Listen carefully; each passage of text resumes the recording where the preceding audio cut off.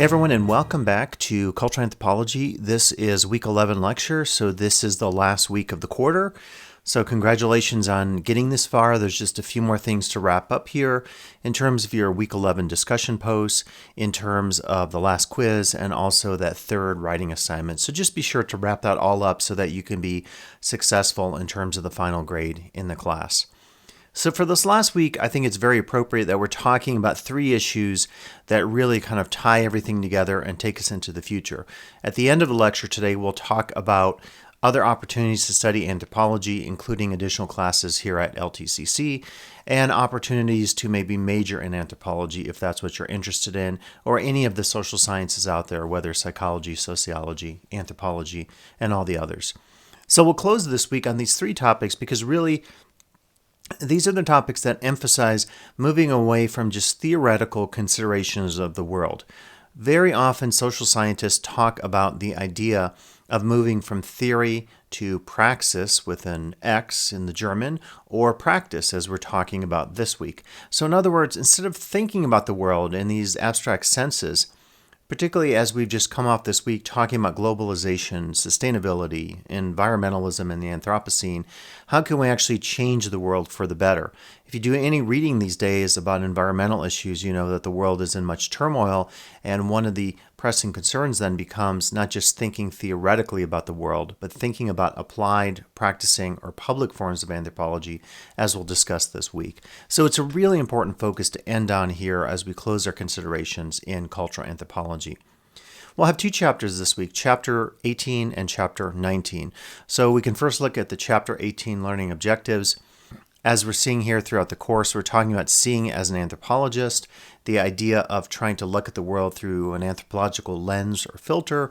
We'll talk about how change and development is often a consideration here in anthropology, and we'll discuss the anthropological perspectives that may be important in terms of thinking about social change, cultural change, and some of the issues that have this really applied focus. So to begin with, we'll click on Chapter 18. And go through this again. We'll just give an overview here. Won't go into a lot of depth, but you're welcome, of course, and should read this chapter and the other chapter in detail. So we begin this chapter by talking about the idea of applying anthropology. And as the author says here in Chapter 18, they're particularly interested in this issue of practicing anthropology within non-governmental organizations. We'll talk about what those are.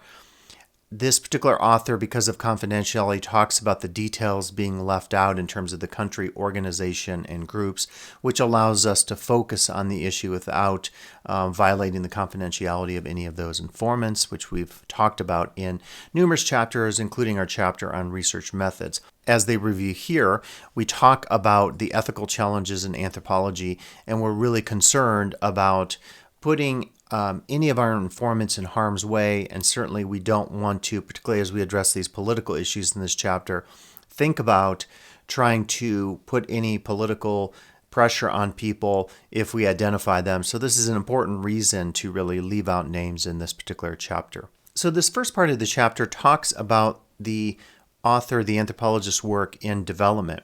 I remember back in the days as a master's student at the University of Iowa, taking some courses, and in particular, we learned about developmental anthropology.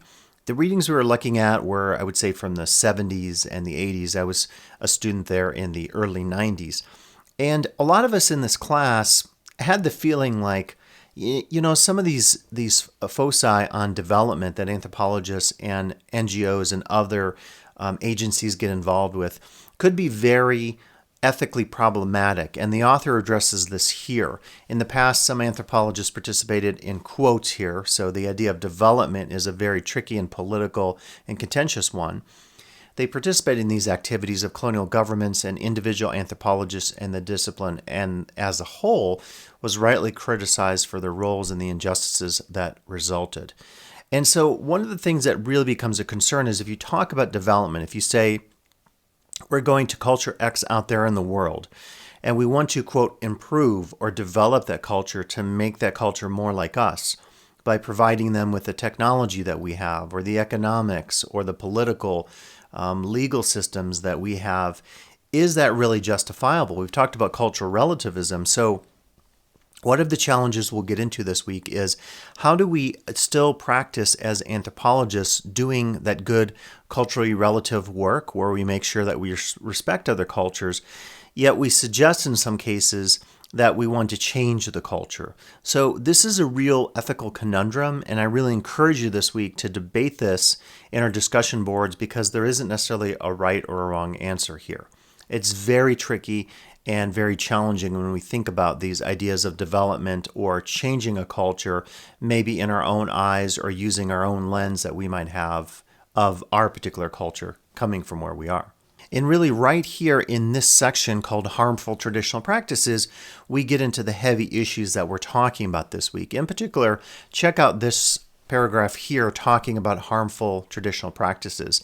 These are, as they say, an odd collection of practices that range from tattooing and scarification to exchange marriages, forced marriages, and marriages wherein a woman who is widowed becomes the wife of her deceased husband's brother.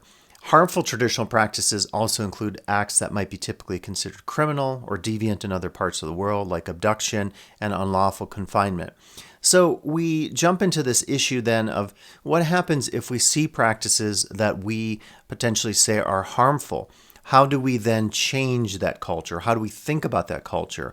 Do we change that culture? Or are we providing our own biases, again, as a filter to see the world and then implying that other people should take on the practices that we take on?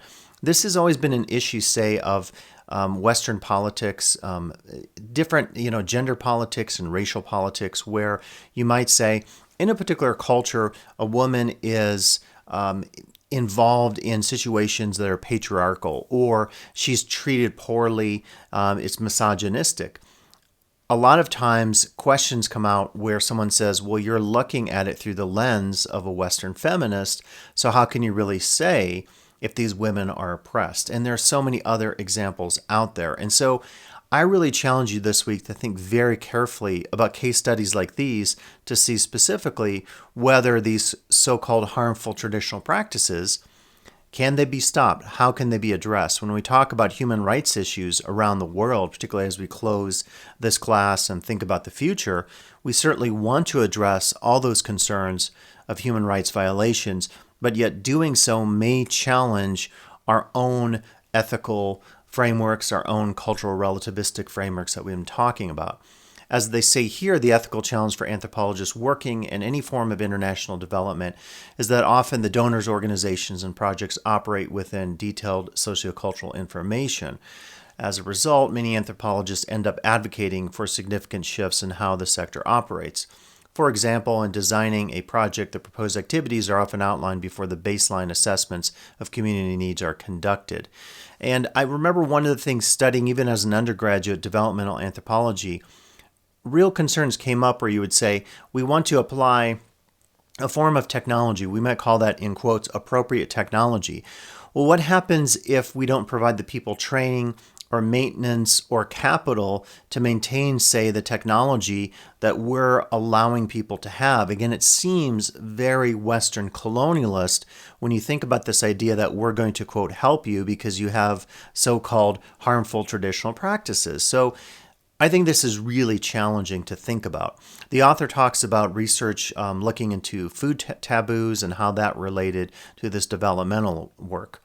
And then we get into this issue of seeing like an anthropologist. So again, we really want to think about some of the contrasts that might take place when you see something anthropologically versus how a non-governmental agency or developmental agency sees something. One of the controversies with developmental organizations and their connections to governmental entities has often been the idea that in order to get aid, it could be financial aid of some form, aid for food or whatever, you sometimes have to follow strict guidelines and almost like create your society or government in the guise or in the model of a Western government like the United States or a European country. So it continues to really raise concerns about whether or not a Western or Eurocentric approach is being applied in some of these cases. I'll let you read the really long case study on the author's work with food taboos. I think the section here on reflections is really good, asking what do sociocultural anthropologists do. The author says there's no single answer to the question. There are skills that anthropologists acquire that unveil unique ways of seeing and listening that can be applied to many different settings. Some anthropologists use these skills to facilitate the creation of policies that are more inclusive and multicultural. Some engage with poorly understood subcultures, and others enhance the effectiveness of marketing of consumer goods. This chapter illustrates how the author used the anthropological way of seeing to contextualize developmental actions, actors, and people for whom the development was being done, and explores ethical challenges faced by anthropologists when working in the international development sector within these NGOs or non-governmental organizations. And this, I think, is an interesting conclusion here. The author found that many people working in international development organizations have not recognized the value of asking people why they do what they do. From the anthropologist's point of view, understanding why a practice occurs is not merely an act of inquiry, it's also a means of demonstrating respect for people and their knowledge and taking time to listen, learn, and see. The typical approach of development practitioners implicitly and explicitly conveys a lack of respect for the culture, values, and ideas of the people the project seek to support. So this is kind of that crux of what I was getting at earlier here as you're looking at this chapter. Really that balance here between cultural relativity and maybe the goals of a developmental project. Again, if you're applying what's called a form of, quote, appropriate technology, the question becomes, if it's appropriate for you, is it going to be appropriate for another culture? So it raises concerns here, this chapter, of a nature that we really haven't considered yet. And I think the exciting thing, again, in our discussions, is to really talk about the challenges of balancing cultural relativity with these goals that often happen in the world of development, trying to improve the lives of others.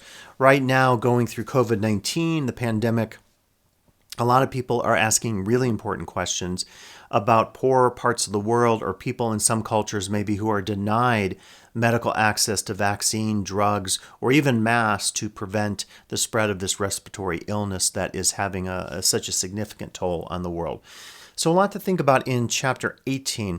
In chapter 19, we'll get a little more into this issue, talking about engaging anthropology to the wider public. We'll talk about anthropological research that focuses on the public good. We'll discuss the difference between applied and academic anthropology. We'll talk about factors of public engagement, talk about collaboration, accountability, and transparency in terms of this reframing of anthropology, and talk about actions that anthropologists can take to facilitate social change. So a lot of really important stuff, and I think this chapter really will be a great conclusion here to our class. So this is chapter 19.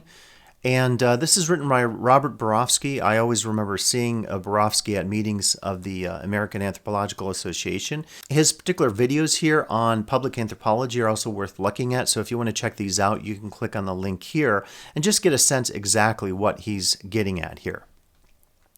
Now, one of the things that I think is a little odd about Borofsky's approach to writing this chapter is he bolds stuff here, and I don't particularly find it useful reading it, and there's no way to unbold it. He makes a defense of this and says that that is his way to stress certain things. So it's just kind of something you have to deal with, but I don't think it's particularly nice to the reader to have to read a lot of the bold text here. So he discusses it here. I'm not entirely sure why we would need to hear all this exactly in this particular chapter. But this is, sort of suggesting if you're in a rush, you can skim the chapter's main ideas. I don't really want you to skim. So read the chapter fully and just deal with the bolded passages. So he talks about here at the beginning different puzzles. And he says the first one here is that when we read popular books that deal with anthropological issues, they're often written by non-anthropologists. And then secondly, the positive efforts of anthropologists and anthropology have often not been highlighted in the world's news or media outlets. Why is this the case? And he talks about different examples here of popular books that you can check out. This particular one here, Jared Diamond's book, Guns, Germs, and Steel, which is really good. Catherine Boo's book. And then Anna Federman's book, The Spirit Catches You and You Fall Down. So kind of talking about examples of famous books written by anthropologists, including the famous author Margaret Mead, who certainly had a lot of attention and got a lot of interest in the public news media, if you will, many ages ago. Clifford Geertz, who we've talked about before as an interpretive anthropologist, also won some very prestigious awards, including the National Book Critics Circle Award. So I think Borofsky here, talking at the beginning, is getting into this issue of anthropologists maybe aren't highlighted enough in the news media. And so when you think about anthropology having an impact on the world and impacting other cultures and creating social change and focusing on applied context, is that possible given this world of media that we live in now? Certainly when Borofsky wrote this, it was even at a time where social media was big, but it's gotten even bigger today. And as we talk about the metaverse and Facebook, we're getting clearly into a new world thinking about how anthropology and other disciplines out there can communicate their findings to the world, particularly if they're interested in context of social change and trying to do something better for the world. So then Borofsky gets into kind of a conclusion here and says that the anthropology-oriented books that are bestsellers and win prominent awards tend to be written by non-anthropologists. When an anthropologist writes an award-winning book, it tends to be on a less anthropological topic. And he says here it's a matter of priorities. So if you look at how academics work, if you look at how people achieve tenure and promotion in a lot of universities and colleges, you sometimes, as he says here, have to focus on something that is considered scholarly and significant to the discipline, including publishing in key journals of the discipline. If you publish kind of non-traditional stuff like I do, more in the realm of pop culture, probably at a Research One university or a four-year school or some colleges, that would not be accepted maybe for tenure review. At most community colleges, publication is not part of your tenure process, and tenure is the process that you go through to become fully employed by your college or university. So he's talking about priorities here. He also said there's the matter of appearances. And so sometimes we try to write for different audiences, including non-academic audiences, and we have to maybe change some of the ways that we write about our topics, water it down, and maybe even pull out some of the political context for various reasons. And then he says here, anthropologists often focus on fairly specialized topics. And so if you're focusing on fairly specialized topics, sometimes you can't hit the audience that you want to hit if you're focused on a particularly applied or practicing form of anthropology. There's also, he says, another reason here, and this is cultural hegemony, that he ties to the work of the Italian Antonio Gramsci, talking about how certain perspectives are defined in culture, and then people maybe aren't allowed to talk about certain things or write or publish about certain things. As he says here, it's a form of domination, and you could think of this as ideological domination. And he finds the same pattern here, he says, in the rise of internet sites that are associated with anthropologists. And you can click on either of these. He talks about popular websites like Sapiens and Anthrodendum. As he says, these seek to make anthropological insights available to a wide audience, but the way they frame issues, choose topics to cover, and present the information limit their readership. I don't know if I really agree with that point. I think he's missing here a little bit the fact that readership is not necessarily determined by the content that you present. Depending on how you market things, depending on if you have advertising or outreach to different communities, you can actually choose how to engage with audiences. So I think Borofsky's a little off here in terms of his understanding of how a lot of these popular websites work. I think the fact that they have hundreds of thousands of viewers, themselves suggests something very powerful about the ability of anthropologists to engage with wider audiences. So I think his point there is a little contradictory. I differ with it a little bit because I don't think exactly the technology is working in the way that he suggests in terms of audience. I'll go through here kind of some of these long case studies that he talks about. And I just want to say that when we talk about this issue of trying to communicate to wider audiences, think this week in your discussion posts about how you would suggest, not just anthropologists, but any people out there who want to move away from theory more to praxis or practice, or public or applied anthropology, can accomplish this. So think of opportunities to engage with audiences out there using social media, using the world of technology that maybe suggest we can actually define our audiences, engage with them, and focus on important social issues. So definitely a lot to think about. He talks about public anthropology as a focus on the interface between anthropology as an academic or theoretical discipline and the broader public that supports and ideally finds much value in it. This works as a definition you can recite for others. It emphasizes the role the public plays in supporting anthropology, as well as that anthropology is not an academic island unto itself. Still, it does not address certain subtleties. So I think public anthropology is really unique and interesting, and it reminds me back in the day when we were talking about what we call applied anthropology as almost the fifth field of anthropology. The idea of applied or practicing anthropology is that you engage with communities out there with these developmental projects, as we talked about in Chapter 18, or as Borofsky addresses with public anthropology in Chapter 19, a more public focus maybe through the internet or the news media or various forms of media and technology. So again, the idea here with applied anthropology, as it segues into what we're talking about this week, is that you're doing something practical, something less theoretical. And I think that's always been a concern for all disciplines out there. The idea that you produce maybe very specialized knowledge in the so-called ivory tower, and that knowledge is only shared in that university or college and maybe at the various conferences that you go to. You fly off before COVID typically, and you present your research. But to what extent does that actually change the world? And some of you might say, well, I don't think you have to change the world.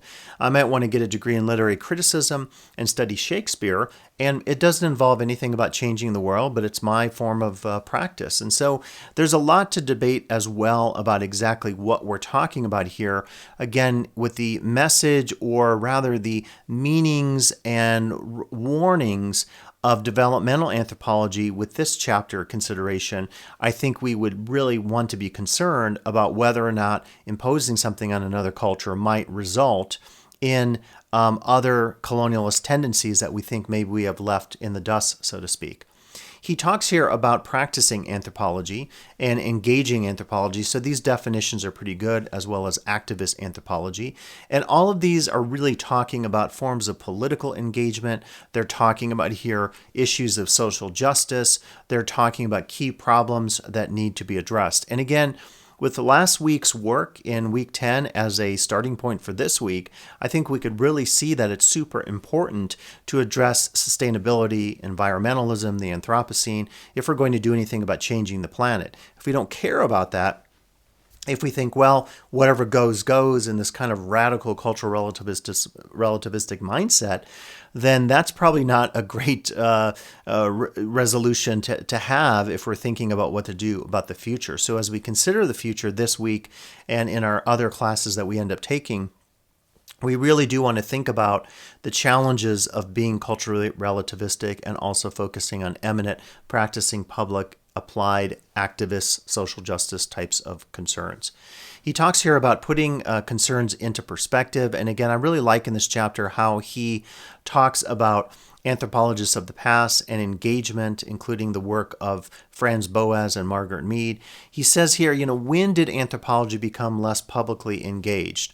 Basically, an academic trend that had been building since the early 1990s came to dominate the discipline. By the late 60s, anthropology had embraced the academy or university, and the academy had very much embraced anthropology.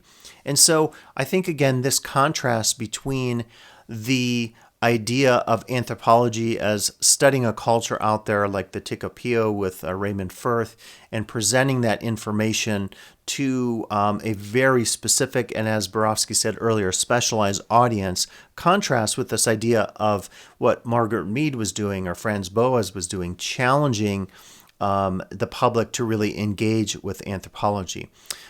There's a little bit of discussion then of Firth's work and how anthropologists frame their work, again, talking about this notion of anthropology moving beyond a theoretical discipline.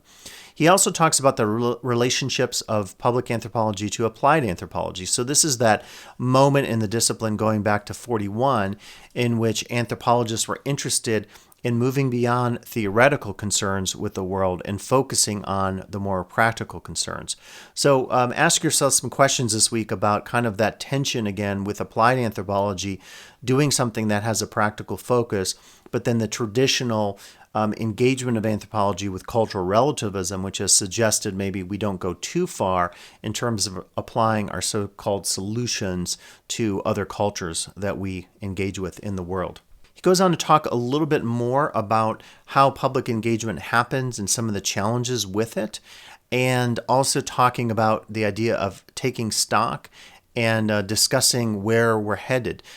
Some of this work that you might read this week, some of the considerations he talks about, really focuses kind of on the structure of higher education. So if you note any of that, when he talks about departmental structures here, talking about academic departments and so forth, some of it I think gets a little bit theoretical and requires a little bit of background knowledge that you may not have. So just kind of read that over and just understand that he's really doing here, in a nutshell, a critique of higher education, of the academy, and the idea that people are so unwilling in anthropology and other disciplines to move beyond these, as he calls them, academic structures and academic departments. He goes on to talk here about some of the goals, again, really focusing on what we might call action or public or applied anthropology, engaging with other groups, talking about power and resources, furthering the credibility of anthropology by focusing on helping others, and focusing on really how engagement can happen in this new and rather dangerous world that we're talking about since week 10 with the Anthropocene and sustainability. He talks then about some ideas for reframing or reshaping the discipline. As you read these over, ask yourself some questions. What would this look like? Is it possible to imagine anthropology in the context that he talks about? The first one is accountability, moving beyond judging faculty members by the number of academic papers they publish to judging them by whether what they have written helps others rather than just their careers. So he's really talking about maybe if you're an anthropologist and your tenure is based on publication, maybe your publication has to engage with a local community, with real students, beyond your classroom or your departmental colleagues' work and so forth. He talks about here, too, this idea that when we're discussing accountability, he says, let's not get caught up in academic rhetoric concerning objectivity. As social sciences moved into universities in the 1800s, objectivity in the social sciences took on a different meaning. And so one of the challenges, again, when we talk about doing social science is, does that mean we can engage in political concerns? Borofsky is saying here, objectivity does not lie in avoiding certain politically charged contexts. It means putting the larger society's interests ahead of one's own personal interests or the interests of those for whom one works.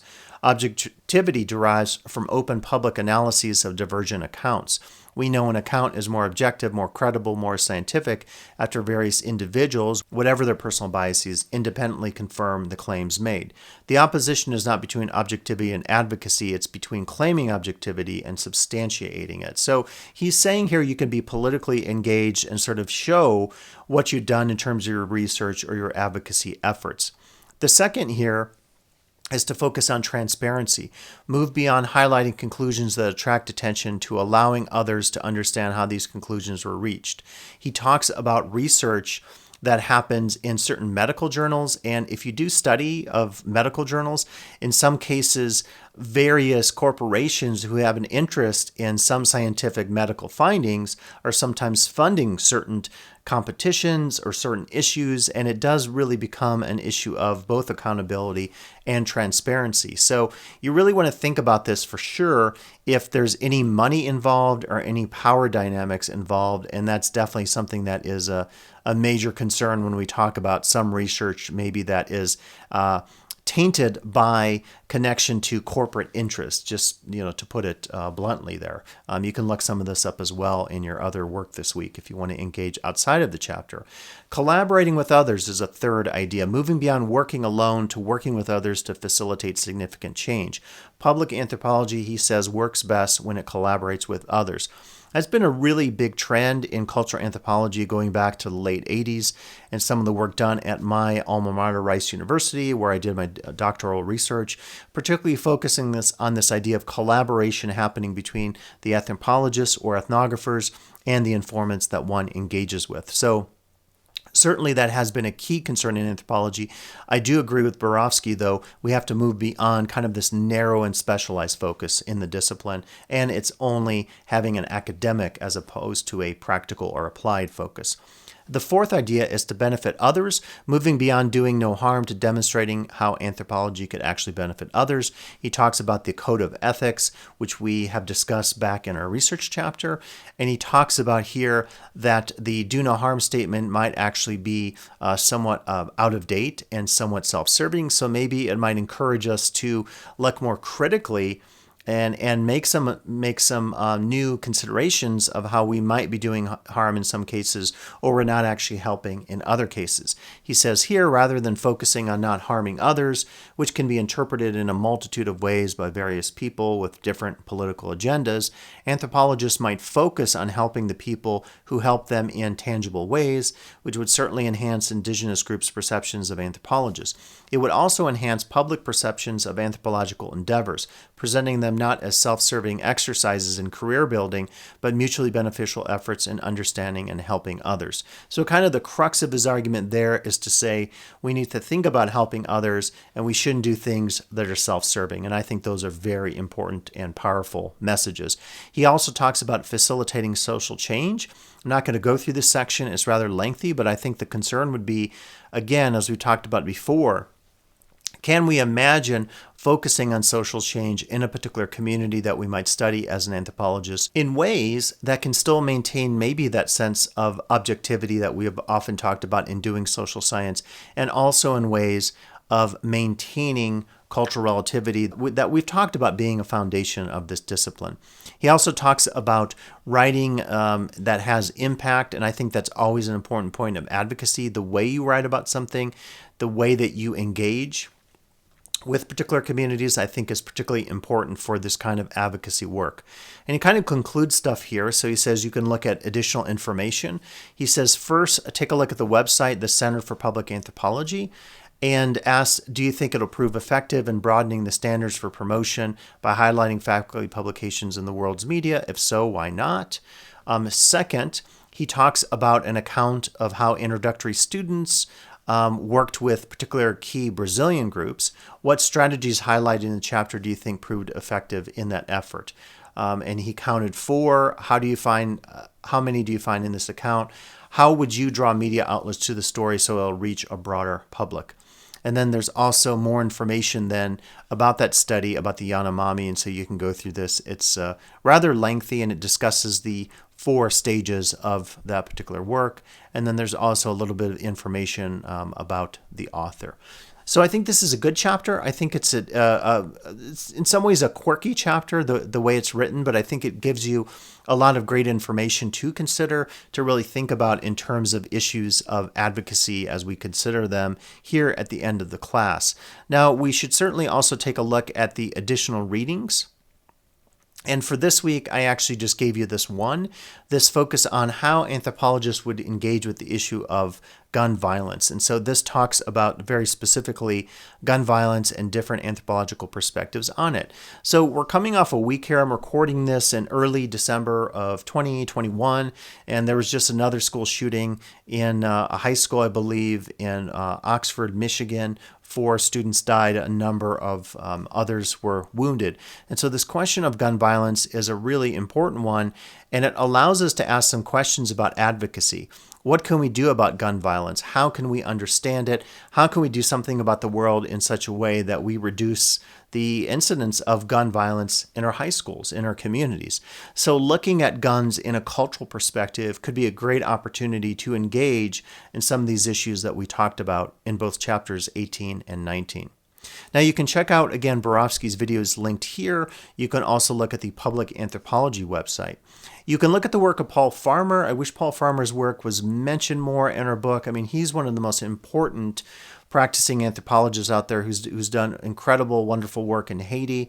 And certainly he jumps out at me as one of the key voices of the discipline in terms of really giving a public agenda to anthropology and medical anthropology.